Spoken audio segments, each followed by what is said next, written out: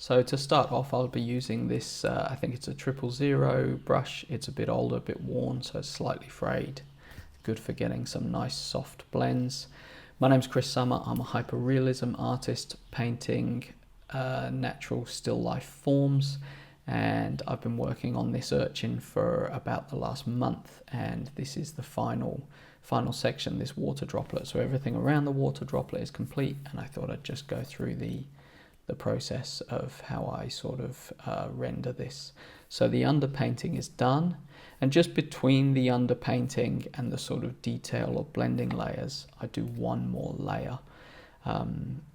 All of my paints are mixed with a glazing medium, like a slow drying medium, and so that really means that the more layers I do, the more complexity I'm building up, and that really helps me add detail, like in this section here, to shadows, and add detail to highlights. And so when they're blocked in, you just block in the highlight, block in the shadow, but then you can use the shadow underneath to come through any painting you do over the top, and that still anchors that detail in the shadow. You know, sometimes you see paintings, often of portraits, where the highlights in the shadow are so bright that it actually breaks down the illusion that the shadow is there to start with.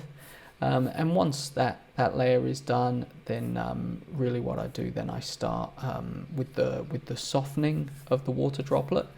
The water droplet has, I guess it's like a magnifying glass in the sense that it really does magnify detail, but it also magnifies the out of focus section. So there is a large portion of the water droplet that tends to be soft, and I don't stick too much to my reference photos, but what I do make sure is I'm capturing the essence of the water droplets. And one of the things that particularly a water drop like this has is obviously all the lines are curved in the same shape and form of the drop, and that's really helping to give it that sort of bulbous feel. So all the lines in there are all curved to the form, and so even when I'm doing detail along the edge, the details will bend more as they come to the edge of the form. And just starting to put in some highlights, get down some lighter tones.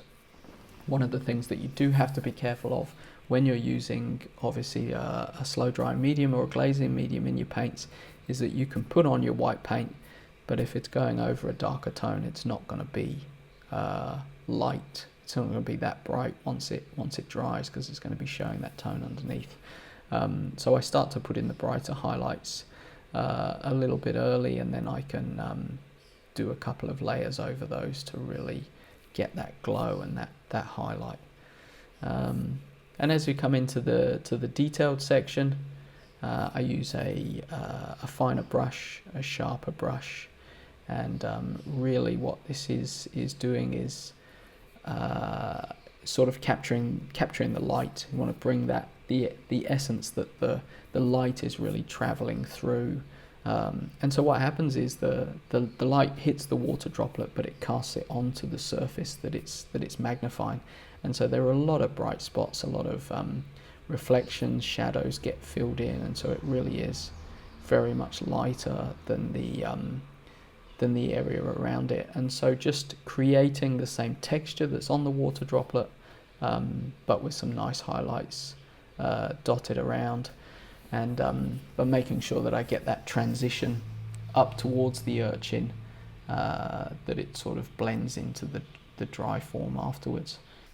And as tempting as it is to use a really bright paint for those, it's important to keep things subtle, because obviously when you put in that final highlight, which is the glassy, shiny reflection of light, that really does need to be brighter than all the other highlights to show that is light bouncing off. And you really want to hit that grade of tones, and it's very easy when you're sort of putting in highlights to add your emotional attachment to those highlights. They excite you, so you boost them in the way that you paint them, but what can actually happen is that can really sort of flatten out the work, because in all your highlights you lose that variance of complexity. And so just going over the highlights and you know, creating subtlety in them. This isn't white all the way along, they fade as they come in, a couple of dots along the edge to pick up that light, and then that final bright highlight, which is on my reference picture. And what I'll do is I'll go back and put a couple of bits of white on this again as it dries. And I did decide here to make an addition from the reference photo. I decided to put a reflection line leading down to that highlight, just to help artistic license, really, just to help with the composition and just help give a bit of downward movement, so it just, you really capture that energy that water droplet is moving down and is continuing to drip and will eventually fall off the base of this urchin. The full image of this urchin is on my social media, my Instagram, and if you enjoy my content, please obviously subscribe or visit my website chrissummer.com.au. Thank you very much for watching.